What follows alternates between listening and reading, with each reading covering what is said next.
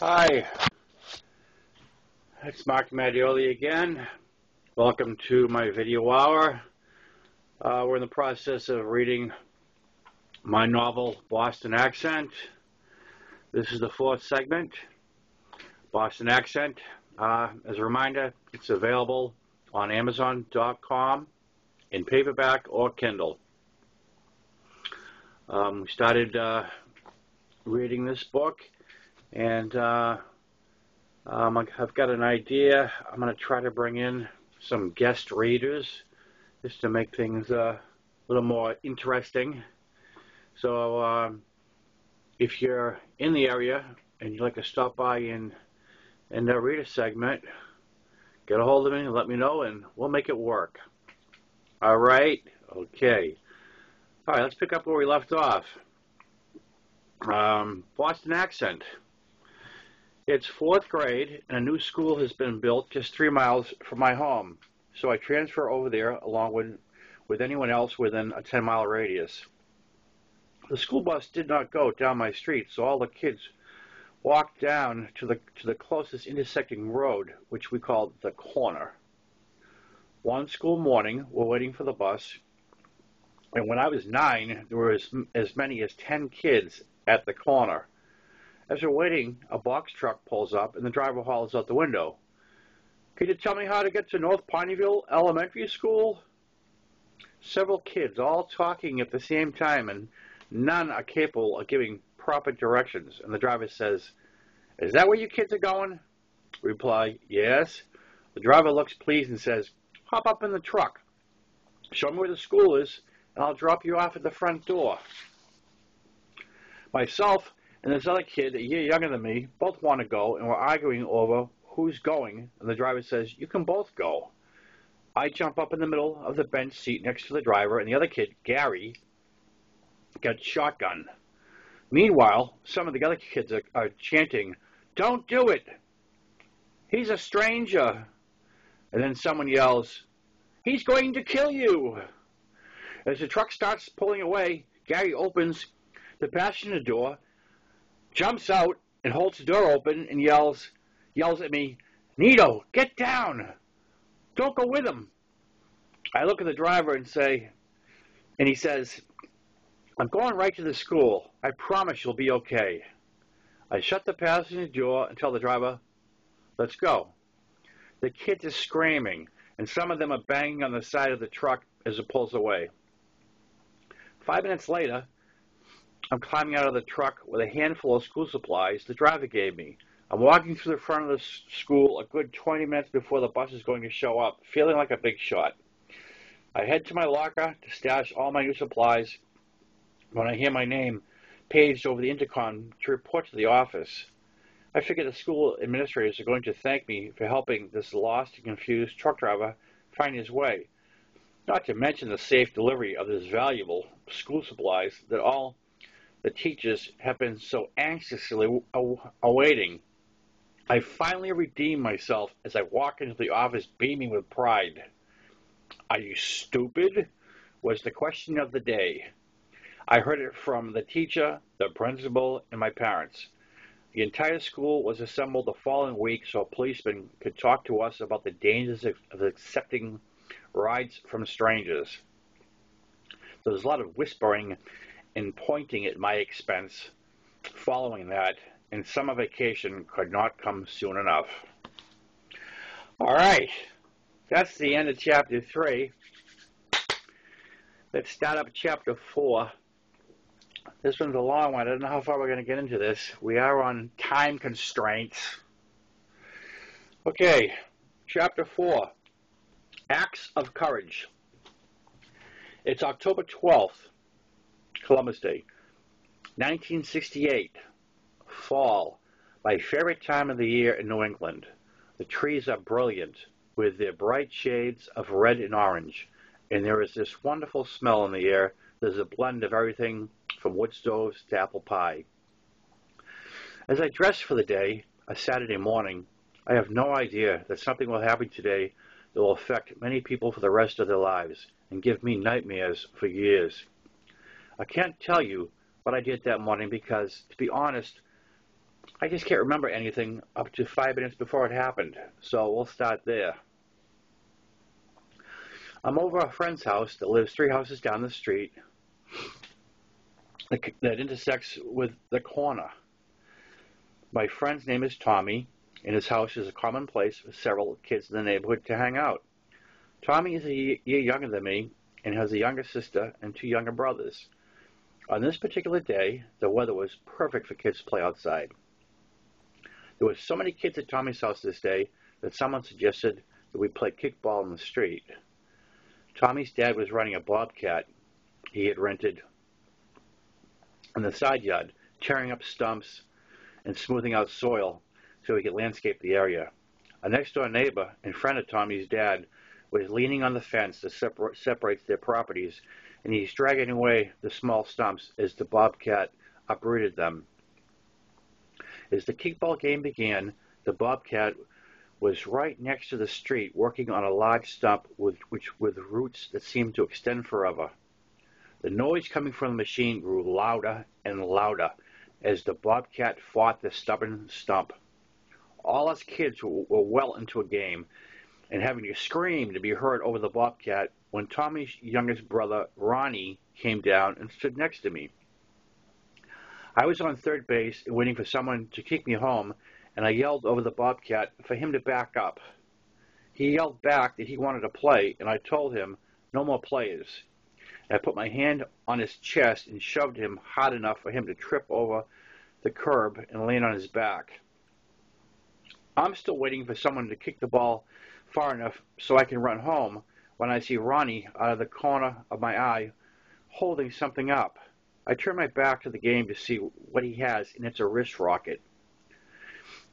It's the kind that have been outlawed in some states because they come with ball bearings for ammo that will shatter a car's windshield, and that's what the kids are doing with them.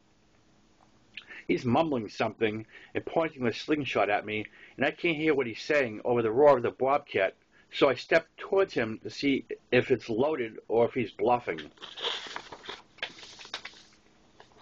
I get close enough to see the sun reflecting off the silver ball bearing as he pulls it back as far as he can, and he aims it at my face. There are tears streaming down his face, and he's screaming at me, but I can't make out a word over the bobcat, but I know that I'm in trouble.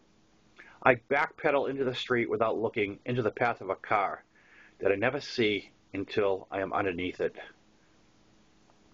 The car is a full-size four-door sedan from the late 50s, the make and model of which I have wiped clean from my memory.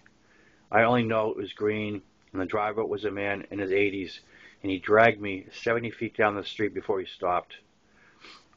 He would have dragged me to my death if every kid playing kickball hadn't chased him, banging on the side of his car and screaming for him to stop.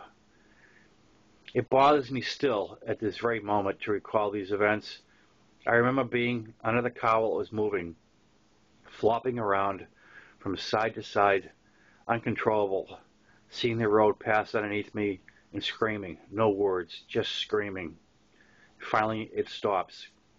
I'm pinned so tight I can't move as I try to look around, and then I realize where I am. The screaming continues as I lay there, but it's not coming from me. It's coming from up top, from the kids, and now parents, as people are scrambling in a panic over the dead child under the car. Then I hear a voice down low next to me. It's Tommy's dad, who I'm told later jumped off the bobcat at the moment I got hit and ran after the car with the kids. It is actually him that saved me from being dragged to my death, as the driver wouldn't stop for the kids, but stopped when he screamed in his driver's window that he hit a child. He was ready to grab the steering wheel when the driver hit the brakes. Tommy's dad, Tom Sr., is crouched down next to the car, and he starts talking to me, first to see if I'm alive, and then to try and console me when he sees that I'm not only alive, I'm still conscious. At this point, I'm on my back, with my face pushed up against the cold, dirty frame of the car. The sweet smells of autumn have been replaced with the smell of gas, oil, and blood. As Tom Sr. continues to console me, I begin to scream again. Get me out! What happens next is unbelievable, but there were a lot of witnesses that day to back up what I saw. By this time, there were several cars stopped in the street with the occupants out, and most of the surrounding neighbors had come out to see what the commotion was. Tommy's mom is now next to the car, and she's telling me that they're going to get me out. I'm still screaming as Tom Sr. and the neighbor that was helping him lift up the side of the car enough for Tommy's mom to slide me out. I had heard of incredible acts of human strength in times of extreme panic due to a rush of adrenaline, but I might not have believed it if I hadn't witnessed it myself. I'm now lying on my back in the street next to the car. My body is positioned with my feet towards the front of the car. My head is across from the rear passenger door on the driver's side. There is so much chaos going on that I don't know where to look next, with people screaming directions, telling my friends to get back as they try to reach me, children crying, adults crying, and then I look up and lock eyes with the driver of the car. He is still sitting in the car, and he seems totally unaware of everything that is going on around him except for me. He is just staring at me, and he looks very scared and very sad. I look back down at myself, and it's not a pretty picture. My shirt is gone. It was found during the accident investigation, wrapped around the engine fan.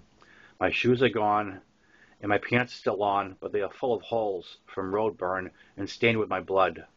The scariest thing for me is my right leg, which is broken above the knee. My leg is bent up on my chest with my foot just inches from my chin. Although it's as obvious as it can be to an 11-year-old as to the seriousness of my condition, I stopped screaming the moment I was freed from the car, and I haven't shed a tear through the entire process. I am told later that my lack of emotion was because I was in shock. I'm laying there watching all the attention I'm getting when I hear a more familiar voice, my mother. I look up, and my mother is running up to my side with Ralph close behind, and she's taking in one hell of a visual in the form of a bloody mess that is her son. My mother begins sobbing uncontrollably as she reaches my side. I look up at her calmly and say, "Don't cry, Mom. I'll be okay." Those words, uttered in my state of shock, won the heart of every adult present that day. I received so many cards from well-wishers and visitors at the hospital so they could tell me, "You're the bravest little boy I've ever seen." I didn't tell them about the wrist rocket. I didn't want to disappoint them. When the ambulance arrived, I was transported to Sparks Hospital in Portnoy, which is less than a mile from the ocean as the crow flies, but a good 25 miles away from where I was hit. The ride seemed to last forever, with an attendant and my mom riding in the back with me. At one point during the ride, my right leg, which is still resting on my chest, began to bounce up and down with every pothole we hit. The driver was going south on back roads on the way to pick up the highway.